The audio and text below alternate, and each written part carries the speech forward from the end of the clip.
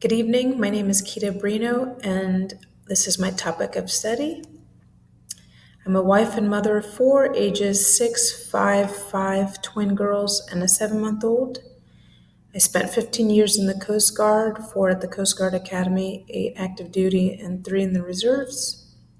My teaching experience: I spent 4 years traveling to 19 different countries, teaching maritime operations, primarily search and rescue, port security inspections, maritime law enforcement. I currently homeschool um, my children via the Conejo Valley Charter School, and they go to enrichment classes 2 days a week. My research topic is understanding the possible connection between project-based learning and the reclassification rate of English learners. Why this topic? Dr. Gold, our previous instructor, proposed it. I didn't have a topic, and he said that this project-based learning for high school students was a hot topic at the time. And then when I met with Dr. Amador Lancaster, and she mentioned that it was a little too broad, and I was having trouble narrowing down the research and fine tuning the actual topic. So we narrowed it down. And why also this topic? I live in the Conejo Valley district, and I still have to do my student teaching in January. So I hope to do it in one of the schools that I did the research for.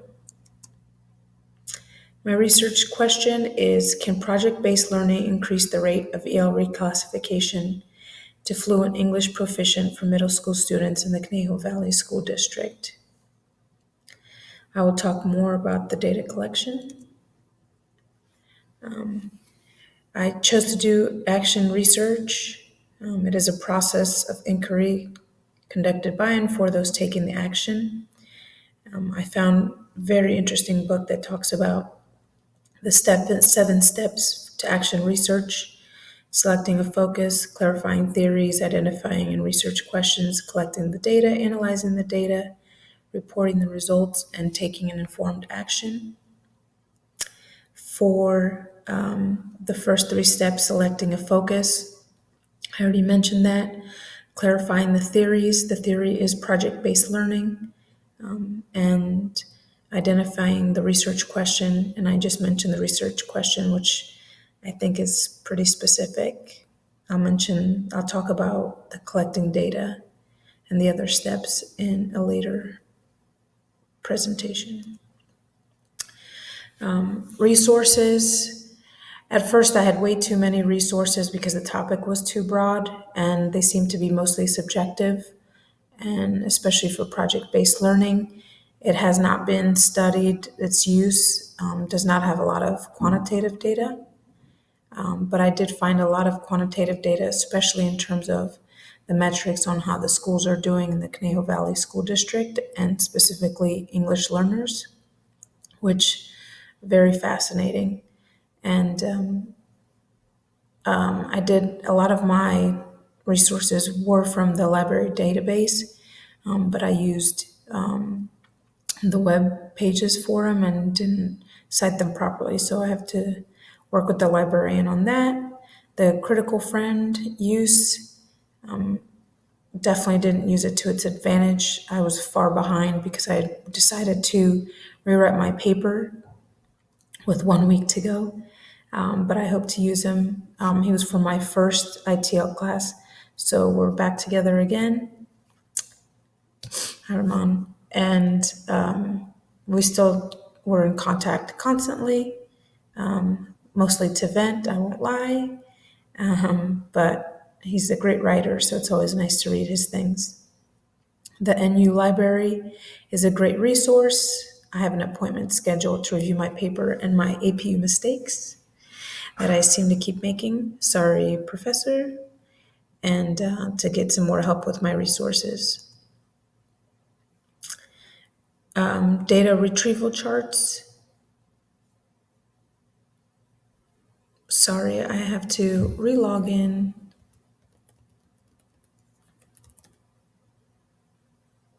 Please bear with me.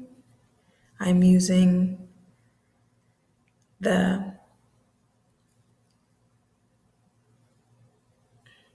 internet here at the apartment building, and I really don't want to restart this. So, of course, it's taking forever. The methodology: collecting data. I will be using data retrieval charts as part of the action research, and doing independent research projects. I found a checklist for that I could use, and also the scores from the English Learner Proficiency Assessment for California. I just saw a typo. It's definitely not faux. Um, it is late. Analyzing data. What is the story told by these data, and why did the story play itself out this way? This will help me narrow down what is good data, what is bad data. And to be honest, I'm not sure what kind of data I'll be getting, since project-based learning, we really won't see the results until we get the scores from the LPAC. But I'm hoping that along the way we can sort of track how the English learners are doing in their actual research projects. And then hopefully we can translate that academic language and see, an increase in the LPAC scores, which will then help with the overall reclassification, which also requires the teacher to recommend the reclassification. Reporting results. I'm not quite sure how this will be done, depends on the district, but I'm guessing the district committee to evaluate the results and see if it is worth implementing project-based learning, and then taking an informed action.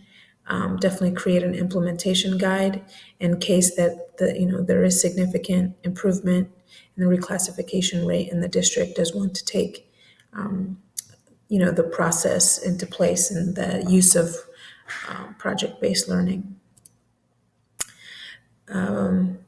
Travel back in time. And I wish I had my topic sooner, but clearly this was a process that I had to go through. I feel like I'm much smarter on a lot of these topics, and definitely wish I'd reached out to the teacher, even Dr. Gold, sooner to get help with the paper, and contact the librarian for help with citations. And one thing, limit the number of resources. I spent a lot of time reading resources. I think one of the dissertations that I was reading was 159 pages. It was so interesting. But at some point, I was like, I'm not sure I'm actually using this for my own paper. But so, yes, watch out with the resources. Plans for the future: take a 2-month break and begin student teaching in January. And after that, no more school for a while. I literally have been in school with almost no break since, yes, for my entire life, since I started school. So I think I need a break. And I promised my husband that I would take a break. All right. Thank you.